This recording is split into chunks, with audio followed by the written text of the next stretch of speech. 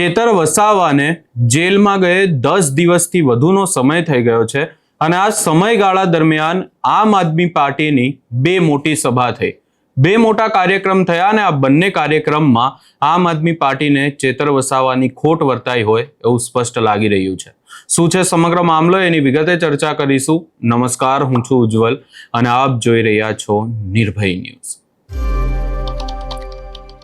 માત્ર 50,000 ભરી અને ડ્રોન વસાવો, ડ્રોન વ્યવસાયની અંદર કમાવો 7 થી 8 લાખ રૂપિયા પ્રતિ વર્ષ। ગુજરાતના ખેડૂતોની પહેલી પસંદ, તો આજે જ સંપર્ક કરો। ચેતર વસાવા આમ આદમી પાર્ટી માટે કેમ મહત્વપૂર્ણ છે એને લઈને આજે ચર્ચા કરવી છે। આદિવાસી સમાજ માટે તો ચેતર વસાવા મહત્વપૂર્ણ છે જ, કારણ કે આદિવાસી સમાજનો એક અવાજ છે। આદિવાસી સમાજના જળ, જમીન અને જંગલના પ્રશ્નો હોય, ખાસ કરી અને ચેતર વસાવા આ તમામ મુદ્દાઓને લઈને જ્યાં પણ આદિવાસી સમાજને તકલીફ પડે ત્યાં પહોંચી જતા હોય છે। પરંતુ આદિવાસી સમાજથી અને ખાસ કરીને એનાથી પણ વિશેષ આમ આદમી પાર્ટીની આજે ચર્ચા કરવી છે, કારણ કે આમ આદમી પાર્ટીને જે બે કાર્યક્રમો થયા, એક સુરેન્દ્રનગરમાં અને આજે ગાંધીનગરમાં, આ બંને કાર્યક્રમોમાં ચેતર વસાવાની ખોટ સ્પષ્ટ વર્તાઈ છે। સરકારની સામે જ્યારે જ્યારે અવાજ ઉઠાવવાનો હોય ત્યારે એક મોટા નેતાની જરૂર પાર્ટીને હંમેશા પડતી હોય છે। ચેતર વસાવા આજે જેલમાં છે અને જો ચેતર વસાવા જેલમાં નહીં હોતા અને આ મુદ્દાઓને લઈને આમ આદમી પાર્ટીના કાર્યક્રમોમાં હોતા અને એક ધારાસભ્ય જ્યારે સ્ટેજ ઉપરથી બોલતા એ પણ ચેતર વસાવા જેવા ધારાસભ્ય, તો એ મુદ્દાનો ભાર કંઈક અલગ જ પડતો। આજે આમ આદમી પાર્ટીના નેતાઓ દ્વારા ફરી એકવાર ચેતર વસાવાને લઈને વાત કરવામાં આવી। ફરી એકવાર કહેવામાં આવ્યું કે ખેડૂતોના મુદ્દાઓને લઈને જે લડાઈ હતી, આમ જોવા જઈએ તો ફોરેસ્ટ અધિકારીઓ સાથે ચેતર વસાવાની બબાલ ખેડૂતો માટે જ થઈ હતી। ખેડૂતોના મુદ્દાઓને લઈને જ્યારે જ્યારે પણ જરૂર પડી ત્યારે ચેતર વસાવા હંમેશા આમ આદમી પાર્ટીની સાથે અને ખાસ કરી અને જે લોકોને તકલીફ પડી છે એ લોકોની સાથે ઊભા રહ્યા છે।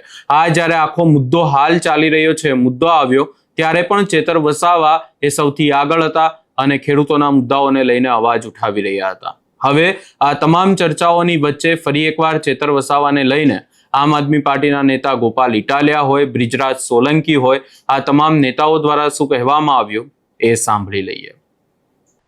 ચૈતરભાઈને બિલકુલ ખોટા ગુનામાં જેલમાં પૂર્યા છે। તમે એમ વિચારો કે અદાલત કઈ મોટી, સરકારની કે જનતાની?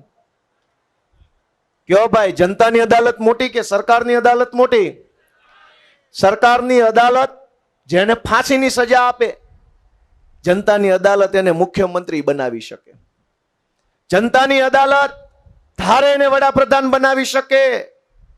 જનતાની અદાલત ધારે એને ધારાસભ્ય, ધારે એને મંત્રી બનાવી શકે। અને જનતાની અદાલત ધારે તો મુખ્યમંત્રીઓને એવા ઘર ભેગા કરી શકે કે 4-4 પેઢીઓ સુધી એનું ખાનદાન દેખાય નહીં રાજનીતિમાં। અદાલત કઈ મોટી, સરકારની કે જનતાની? જો તમને એમ લાગે કે સરકારની પાસે ન્યાય નથી મળતો, તો જનતાની અદાલત સુધી આપણે બધાએ પહોંચવું પડશે, મહેનત કરવી પડશે। જનતા રાહ જોઈને બેઠી છે કે આમ આદમી પાર્ટીના યોદ્ધાઓ આવે તો અમારે એને સહકાર આપવો છે, અમારે એને આશીર્વાદ આપવા છે, અમારે એની સાથે રહેવું છે। પણ ઘણી વખત એવું બને કે આપણે એમના સુધી ન પહોંચ્યા હોય। આપણે બધાએ કમર કસવાની છે અને કોઈ પણ જાતની ચિંતા કર્યા વગર, ડર કર્યા વગર, ડર રાખ્યા વગર માત્ર ને માત્ર એક જ લક્ષ્ય કે ગુજરાતને ભાજપની ગુલામીમાંથી મુક્ત કરાવવા માટે હું અહીંયા આવ્યો છું, એ લક્ષ્ય લઈને કામ કરીશું। તો મને જરૂર વિશ્વાસ છે કે 27ની અંદર જ મોટું પરિવર્તન થશે। 2020માં મનોજભાઈ, રામભાઈ ધડુક, આ બધા આગેવાનો આમ આદમી પાર્ટીમાં કામ કરતા હતા કિશોરભાઈ દેસાઈના નેતૃત્વમાં। અને એ વખતે હું નવો આમ આદમી પાર્ટીમાં જોડાયો તો ખૂબ લોકોએ ટીકા, ટિપ્પણી, મજાક, મસ્તી, મેણા ટોણા કર્યા કે ભાઈ આ પાર્ટી થોડી હાલે, તમારી જેવા તો કેટલાય આવી ગયા, તમે નો હાલો, તમને શું આવડે, તમને કાંઈ ખબર નથી પડતી, તમને કોઈ મત નો આપે, તમને ઊભા નહીં રહેવા દે, તમને ઘૂસવા નહીં દે, તમે જશો તો તમને મારશે, તમારી ઉપર કેસ થશે, તમારી પાર્ટી નો હાલે, તમારા નેતા નો હાલે। હજારો મેણા મારનારા લોકો હતા, ભાજપ વાળા હતા, કોંગ્રેસ વાળા હતા, પોતાને ખૂબ મહાન રાજકીય વિશ્લેષક માનનારા લોકો પણ એમાં બેઠા હતા અને ટીકા ટિપ્પણીઓ કરતા હતા કે તમે નો હાલો. દોસ્તો, ઈરાદો સાફ રાખ્યો, સંઘર્ષ છોડ્યો નહીં, પૂરા દિલથી મહેનત કરી, તો એ બધાના મોઢા જે સિવાય ગયા છે. કોઈ એમ નથી કહેતો કે આ પાર્ટી નો હાલે. બધા એમ કહે છે કે હાલે તો આમ આદમી પાર્ટી હાલે. શું કામ? કે આપણે મહેનત કરી છે. જે ગુજરાતમાં કોઈને કલ્પના નહોતી કે ભાજપ અને કોંગ્રેસ સિવાયની પાર્ટી ગુજરાતના લોકો માટે ઊભી થશે, લડાઈ લડશે, મજબૂત બનશે, એવો વિશ્વાસ નહોતો ગુજરાતમાં. ન્યા ચૈતર વસાવા જેવો એક શક્તિશાળી કદાવર બાહુબલી માણસ ધારાસભ્ય તરીકે ઉભરી આવ્યો ને આખા આદિવાસી સમાજને એક નવી આશા અને હિંમત આપવાનું કામ કર્યું. આદિવાસી સમાજ ખેતી અને પશુપાલન સાથે સંકળાયેલો સમાજ છે. વર્ષોથી આદિવાસી સમાજનું શોષણ થયું. આદિવાસી વિસ્તારોની અંદર નત નવા કંપનીના માણસો જે આદિવાસીઓની જમીન પચાવી પાડી અને આદિવાસી સમાજને વિસ્થાપિત કરવાનું કામ કરતા હતા. ચૈતર વસાવા એક એવા યુવા નેતૃત્વ તરીકે ઉભરી આવ્યા કે એણે આખા સમાજને હૂંફ આપવાનું, હિંમત આપવાનું, વિશ્વાસ આપવાનું અને કંઈક એમના હક અધિકાર અપાવવા માટેનું કામ કર્યું. દોસ્તો, ચૈતરભાઈ માટે એકવાર આપણે જોરદાર તાળીઓ પાડીએ. ગમે તેવા વ્યક્તિને લોભ લાલચમાં નાખીને તોડી નાખવાનું કામ ભાજપ કરે છે. એવા સમયમાં ચૈતર વસાવાએ જેલમાં જવાનું પસંદ કર્યું, પણ ઝૂકી જવાનું પસંદ નથી કર્યો. એવો નેતા ગુજરાતને આપવાનું કામ આપણા સૌની આમ આદમી પાર્ટીએ દોસ્તો કરેલું છે કે ઝૂકે નહીં. જેલમાં જવું મંજૂર છે પણ ઝૂકવાનું મંજૂર નથી. આ જેવો નેતા ક્યાં? અને એટલે હું તમને બધાને એક જ વાત છેલ્લી કહીશ કે આપણે સૌ યોદ્ધાઓ છીએ. આપણે એ ભૂલવાનું નથી કે આ લડાઈ લડવાની જવાબદારી આપણી છે.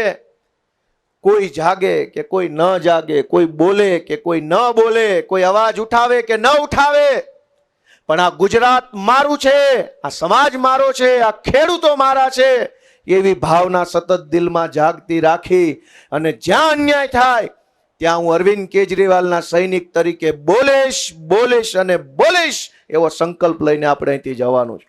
આપ સૌ અહીંયા પધાર્યા બદલ સૌનો ખૂબ ખૂબ હૃદયપૂર્વક આભાર. જય કિસાન, જય જય ગરવી ગુજરાત. હમણાં ડેડિયાપાડાની અંદર તમે જોયું કે ચૈતરભાઈ વસાવાએ ખેડૂતોના મુદ્દે સંઘર્ષ કર્યો. પોલીસ સાથે, ફોરેસ્ટના ઓફિસરો સાથે બોલાચાલી કરી અને એમાં એમને 7 વર્ષની સજા આપી. અને બીજી બાજુ જે લોકો ઉપર રાજદ્રોહનો ગુનો હતો એ જેવા ભારતીય જનતા પાર્ટીમાં જોડાઈ ગયા એવા કેસો પાછા ખેંચી લેવામાં આવ્યા. મિત્રો, આ પહેલેથી ચાલતું આવ્યું છે. આ અંગ્રેજોના સમયથી ચાલતું આવ્યું છે. શહીદ આઝમ સરદાર ભગતસિંહના વખતથી ચાલતું આવ્યું છે. સુખદેવ હોય, રાજગુરુ હોય, ચંદ્રશેખર આઝાદ હોય, અશફાકુલ્લા ખાન હોય, ઠાકુર રોશનસિંહ હોય, 18 વર્ષના શહીદ ખુદીરામ બોઝ હોય, એમણે આ દેશને આઝાદ કરવા માટે જેલમાં પણ સંઘર્ષ કર્યો છે. ફાંસીના માચડા ઉપર ચડ્યા છે. મિત્રો, આ દેશનો ઇતિહાસ એવું કહે છે કે જ્યારે જ્યારે પણ આ દેશની અંદર ક્રાંતિ થઈ છે ત્યારે ખેડૂતોના દીકરાઓએ ક્રાંતિ કરી છે, યુવાનોએ ક્રાંતિ કરી છે, ઉઘાડા પગે ફરવા વાળા લોકોએ ક્રાંતિ કરી છે, ફાટેલા તૂટેલા કપડા પહેરવા વાળા લોકોએ ક્રાંતિ કરી છે. આ દેશની અંદર જ્યારે જરૂર પડી છે ત્યારે કોઈ ઉદ્યોગપતિનો કે પૈસા વાળાનો દીકરો નહોતો આવ્યો. આ દેશની અંદર જ્યારે લડત આપવાની જરૂર પડી છે, જો કોઈ હસતા હસતા ફાંસીના માચડા ઉપર ચડ્યું હોય તો એ આપણા ગરીબ ખેડૂતોના દીકરા ચડ્યા છે. આ બોર્ડર ઉપર આ નમાલી પાકિસ્તાન સામે લડીને શહીદ થતા હોય, કુરબાન થતા હોય તો એ પણ આપણા ગરીબ ખેડૂતો દીકરા કુરબાન અને શહીદ થયા છે. પરંતુ દુઃખ સાથે કહેવું પડે કે આજે ગુજરાતનો અને આ દેશનો ખેડૂત દિવસે ને દિવસે દેવાદાર બનતો જાય છે. આ ભારતીય જનતા પાર્ટીનું ષડયંત્ર છે કે આ ખેડૂત દિવસે ને દિવસે દેવાદાર બનતો જવો જોઈએ, આ દેવામાંથી બહાર ન આવવો જોઈએ. અને દેવાના કારણે આ દેશની અંદર દર 1 કલાકે 2 ખેડૂતો આત્મહત્યા કરી રહ્યા છે. મિત્રો, મારે યુવાનોને પણ કહેવું છે કે ખેડૂત તો લડે છે પણ યુવાન તરીકે તમારી ફરજ બને છે કે ખેડૂતોના હક અધિકાર અને ન્યાય માટે આપણે ખાલી ભાષણબાજીઓ નથી કરવાની, ખાલી વિડીયોમાં આવવાનું નથી, ખાલી ન્યૂઝ ચેનલમાં ઇન્ટરવ્યૂ દેવાના નથી. તમારે ખેતરમાં જઈને ખેડૂતો સાથે ઊભા રહીને આ પોલીસ સાથે સંઘર્ષ પણ કરવો પડશે, જેલમાં પણ જવું પડશે. જેલમાં જવાથી કોઈ ડરવાનું કે ગભરાવાનું નથી. 90 દિવસની અંદર જામીન પણ મળી જાય છે. આ ગુજરાતની અંદર ખેડૂતો માટે એક મહા આંદોલન ઊભું કરવું પડશે, ત્યારે જઈને આ સરકાર ઝૂકશે. મેં કીધું એમ કે ઝુકતી હૈ દુનિયા ઝુકાને વાલા ચાહીએ. જો આ ભારતીય જનતા પાર્ટીને કોઈ હરાવી શકે, એમના ઘમંડને કોઈ તોડી શકે, તો એનું માત્ર એક જ નામ છે, અને નામ આમ આદમી પાર્ટી અને અરવિંદ કેજરીવાલ છે.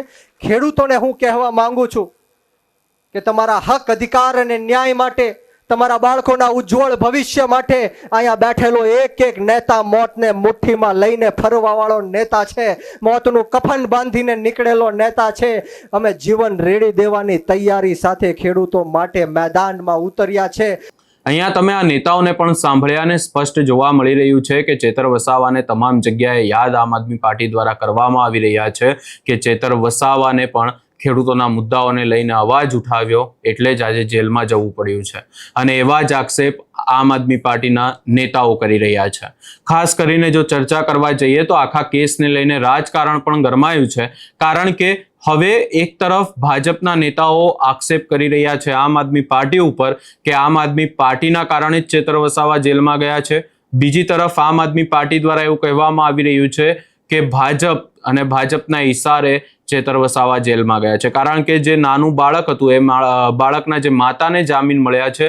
અને ત્યારબાદ પણ ચર્ચાઓ એ જ થઈ રહી છે કે જે રીતે તંત્ર દ્વારા કહેવામાં આવ્યું, જે રીતે સરકારી વકીલે નિવેદન આપ્યું કે મુખ્યમંત્રી ભૂપેન્દ્ર પટેલ અને જે ડેપ્યુટી સીએમ છે હર્ષ સંઘવી, એમના સુધી આખી બાબત પહોંચીને એમના દ્વારા એવું કહેવામાં આવ્યું હતું કે આપણે સામે કોઈ દલીલ નથી કરવાની.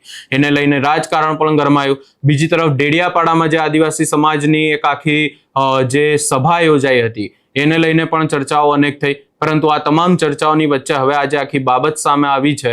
એને લઈ તમારો શું અભિપ્રાય છે અમને કમેન્ટ કરી જરૂર જણાવશો ને અમારી ચેનલ નિર્ભય ન્યૂઝને લાઇક, શેર, સબસ્ક્રાઇબ કરવાનું ભૂલશો નહીં.